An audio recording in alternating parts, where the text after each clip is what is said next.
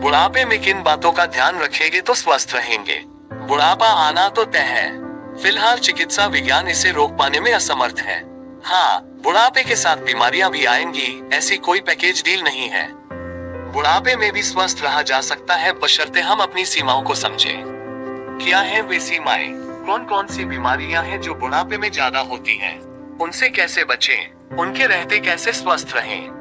यहाँ हम कुछ जरूरी बातें बताने की कोशिश करेंगे।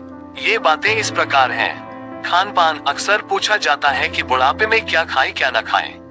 उम्र बढ़ने के साथ कैलोरी की आवश्यकता कम होती जाती है, खुराक भी कम हो जाती है। जवानी में जितना खाते थे उतना ही खाते रहे तो वजन बढ़ने का डर रहता है, और कम खाएं तो कुपोषण का खतरा।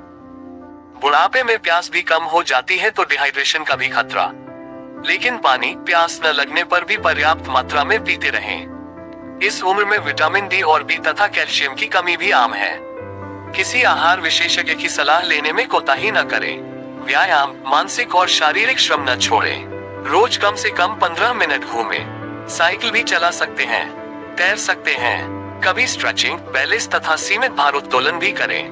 बैठे न रहें, एक्टिव रहें। ऐसा करेंगे तो मन से भी स्वस्थ रहेंगे। अकेले न कर सके तो ग्रुप बनाकर व्यायाम करें। नियमित मेडिकल जांच। यदि पहले ही बीपी, डायबिटीज आदि से ग्रस्त हैं, तब तो उनकी नियमित जांच करवाई ही जानी चाहिए। यदि 2 विशेष टीके भी लगवा लेंगे को ठीक होगा। आजकल इन्फ्लुएंजा वैक्सीन आती है, इसे हर साल लगवा सकते हैं। न्यूमोकोकल वैक्सीन एक बार ही लगवानी है जो आपको इन्फेक्शन से बचाएगी। टेटनस की वैक्सीन 10 साल के अंतराल पर लगवानी चाहिए। हड्डियां कमजोर तो नहीं हो रही, इसके लिए DXA नामक एक्सरे जांच होती है। चूंकि बुढ़ापे में औरतों में ब्रेस्ट कैंसर की आशंका 25% बढ़ जाती है। बूढ़ी औरतें अपनी मैमोग्राफी भी कराएं तथा स्वयं अपने स्तनों की जांच करना सीखकर नियमित ये काम भी करें। आजकल PSA नाम की खून की जांच द्वारा प्रोस्टेट कैंसर की आशंका का पता करने का ट्रेंड सा चला है। डॉक्टर को लगे तो ये जांच कराएं। गिरने की आशंका। उम्र बढ़ने के साथ आदमी का संतुलन गड़बड़ाने लगता है, गिरने की आशंकाएं बढ़ जाती हैं। मान ले कि 65 वर्ष वालों में 35% तो 80 वर्ष से ऊपर इसकी आशंका 50% तक हो जाती है। ऐसा कई कारणों से होता है। घुटनों में ऑस्टियोआर्थराइटिस, गठिया, मांसपेशियों में ताकत का कम होना, दिमाग की नसों में रक्त प्रवाह की कमी, आंखों की रोशनी कम हो जाना आदि कारण तो हैं ही। बहुत बड़ा कारण विभिन्न दवाइयों का सेवन भी हो सकता है। सठियाना। मान लिया गया है कि घर में बूढ़ा आदमी है तो वह कभी अनशन बातें भी करेगा ही। बहकी बातें, बहका सा व्यवहार, पर यह सही धारणा नहीं है। उम्र बढ़ने के साथ ऐसा कुछ नहीं है कि आदमी गड़बड़ा ही जाएगा। हाँ, इस उम्र में अकेलापन, तनाव, डिप्रेशन आदि की संभावना ज्यादा रहती है, जो सामाजिक तथा पारिवारिक स्तर पर सक्रिय रहकर रोकी जा सकती है। सबसे मेल जोल रखें, सामाजिक कार्यों से जुड़ें, इनसे आपकी मानसिक सक्रियता बढ़ेगी। यदि घर का कोई वृद्ध सदस्य अचानक बहकी बहकी बातें करने लगे, आसपास की चीजें न पहचाने, मानसिक रूप से अचानक ही गड़बड़ा जाए तो ये किसी सीरियस बीमारी का लक्षण है। निमोनिया, खून में शक्कर की कमी से लेकर यह स्ट्रोक आदि का लक्षण भी हो सकता है। बुढ़ापे में यदि याददाश्त जाने लगे, व्यवहार बदले, तब ये डिमेंशिया हो सकता है। मानसिक लक्षणों को सठियाना मानकर नजरअंदाज न करें। पेशाब पर नियंत्रण न रह जाना बुढ़ापे की यह आम तकलीफ है, जिसे बूढ़े लोग संकोच तथा शर्मवश छुपाते रहते हैं।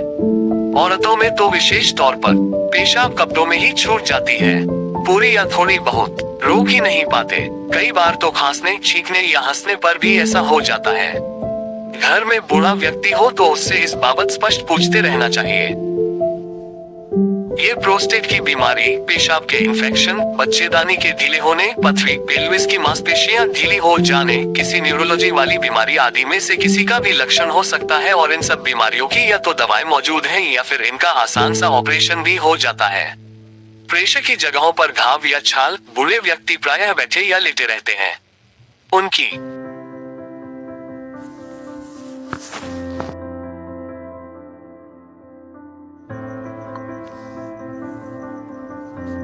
खाल भी नाजुक होती है।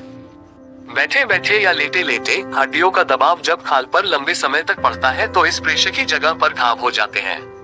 पीठ पर, एड़ी पर, टखनों पर ये घाव आसानी से भरते भी नहीं। ये बिगड़ जाए तो यहाँ का इन्फेक्शन पूरे शरीर में फैलकर जानलेवा सेप्टिसिमिया बन सकता है। पक जाने घाव बेहद गहरा भी हो सकता है। इसलिए लगातार एक ही जगह बैठे या लेटे न रहें। घाव हो ही गया हो तो उसे पकने से बचाएं।